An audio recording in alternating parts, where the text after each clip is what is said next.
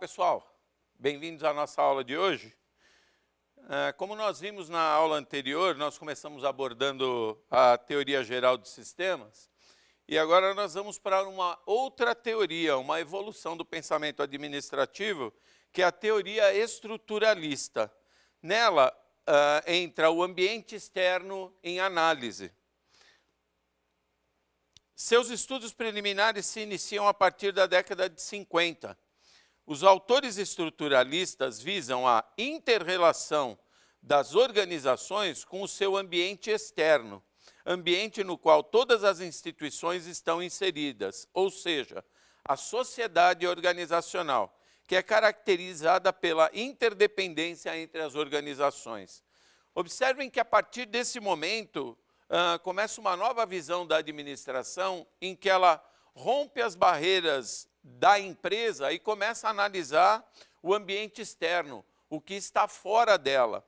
E como nós vimos na teoria de sistemas, que é muito importante, o sistema é impactado pelo meio em que vive.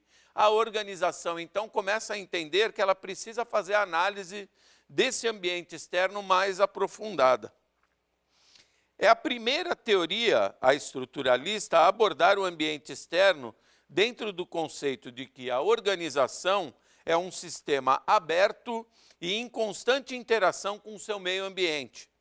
As teorias administrativas se preocupavam apenas com os aspectos internos, quase um sistema fechado, que gera o que a gente chama de entropia. Então, lembra que eu abordei na outra aula que um sistema fechado não se relaciona com o meio, não se relaciona com o todo? Ele acaba entrando num processo de entropia. É como se ele tivesse tão fechado que ele acaba, por estar tão fechado, acaba tendo problemas sérios de convivência com o meio em que vive e que pode até mesmo acabar morrendo esse sistema.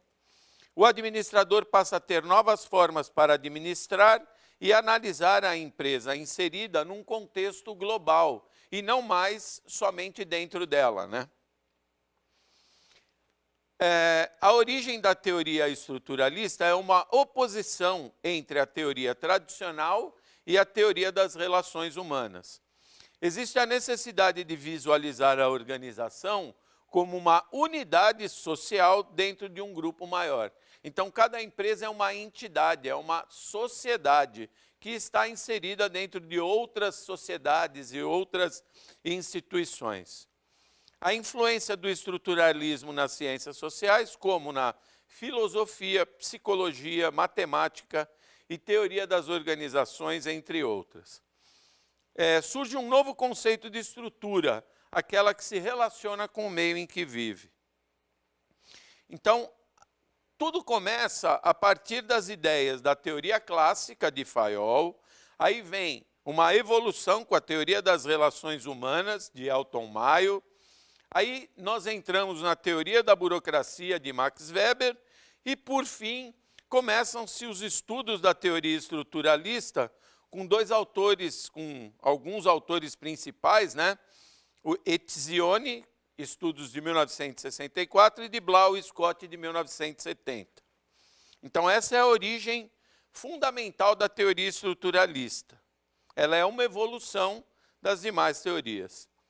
Os principais aspectos dessa teoria, organização formal e informal, nós já abordamos esses aspectos, né, quando nós falamos da teoria da burocracia e da teoria clássica, em que eles descobrem os grupos informais e a teoria da burocracia cria aquela estrutura toda formalizada.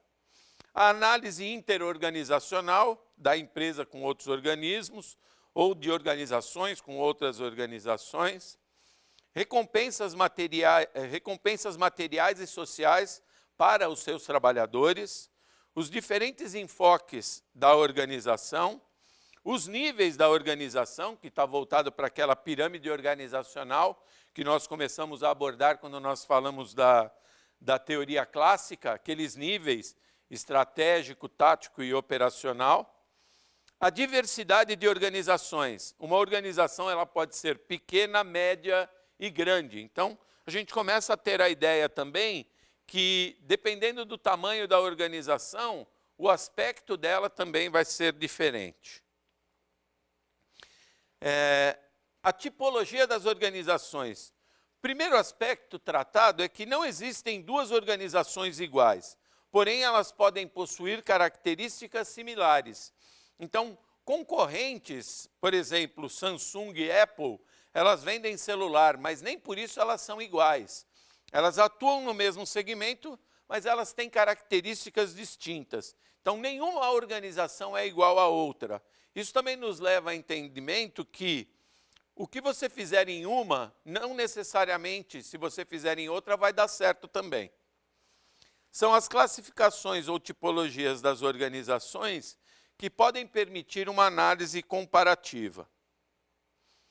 Bom, vamos falar sobre as principais tipologias das organizações. Então, aqueles estudos que nós falamos iniciais da teoria estruturalista, que é a tipologia de Etzioni e a tipologia de Blau e Scott. A tipologia de Etzioni aborda sistemas psicossociais das organizações. Então, eu vou abordar os sistemas pelo lado psicológico dentro da empresa. A desvantagem desse sistema: pouca consideração à estrutura, à tecnologia utilizada e ao ambiente externo. Então, começou-se a estudar a empresa pelo lado psicológico, mas falta analisar o restante, né? Eu posso ter uma empresa motivada, mas ela não consegue atender às necessidades do cliente. Trata-se de uma tipologia simples e de dimensão única. Baseia-se nos tipos de controle interno. Dentro dessa tipologia, o Etzioni ele abordou a ideia de poder. Então, ele citou 3 tipos de organizações. As organizações coercitivas, aquela que o poder é imposto pela força física ou por controles baseados em prêmios ou punições. Existem até hoje empresas que trabalham dessa maneira. Organizações utilitárias, o poder baseia-se no controle dos incentivos econômicos. E organizações normativas, o poder baseia-se em um conceito sobre objetivos e métodos da organização. Então, ele criou uma tipologia de como é o poder dentro das organizações. Por isso que essa tipologia é importante. A gente começa a discutir como se utilizar o poder dos gestores dentro das organizações. A tipologia de Blau e Scott, eles apresentaram uma tipologia das organizações baseada no benefício, ou seja, de quem se beneficia com a organização. Então, quem é que está sendo beneficiado pelas atividades da empresa? Ele criou 4 categorias de participante. Quem se beneficia? Os próprios membros da organização. Então, como eu tenho que beneficiá-los? Os proprietários da organização, como eu tenho que beneficiá-los? Os clientes e o público em geral. A teoria estruturalista, ela também tem aquele conceito de homem, né? Nós vimos na teoria de sistemas que nós temos o homem funcional. Aqui na teoria estruturalista surge o conceito do homem organizacional. O que é isso? O homem que desempenha diferentes papéis em diferentes organizações. O homem organizacional é aquele que participa simultaneamente de várias organizações. Então, o trabalhador, ele vive em várias organizações sociais.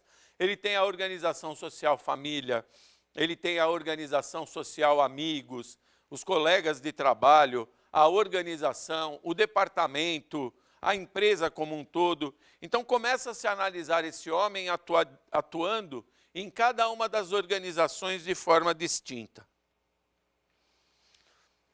E esse homem organizacional, as principais características dele: ele é flexível, ele atua de diferentes formas nas diferentes organizações que ele atua. Ele tem tolerância às frustrações. Então, foge um pouco daquela ideia de que o trabalhador tem que ser motivado e ele tem que sempre ser atendido. Não necessariamente isso vai acontecer, então ele tem que ser preparado para as frustrações. A capacidade de adiar as recompensas, então ele não pode ser imediatista. Hoje a gente sabe disso, né? Você trabalha numa empresa durante anos e para que você tenha uma promoção, um crescimento, demora um certo tempo, né? e muitas vezes até a empresa entra num processo difícil, como a gente pode retratar como o da pandemia, houve um adiamento, por exemplo, dessas recompensas para os trabalhadores. E o permanente desejo de realização. O homem, ele quer se realizar, a todo momento ele busca a realização. E o bom é que ele não para por aí, né? Quando ele realiza um objetivo, ele quer realizar outro. A mesma coisa acontece dentro da empresa. Bom, encerramos nossa aula por aqui, espero que vocês tenham compreendido a teoria estruturalista. Ela é um conceito que, junto com a teoria de administração sistêmica, com a teoria geral dos sistemas, influenciou muito no mundo da organização como nós conhecemos hoje. Não deixem de elaborar nossas atividades dessa aula, o quiz, os quizzes da semana, o nosso fórum temático, e nos encontramos na próxima aula. Obrigado a todos.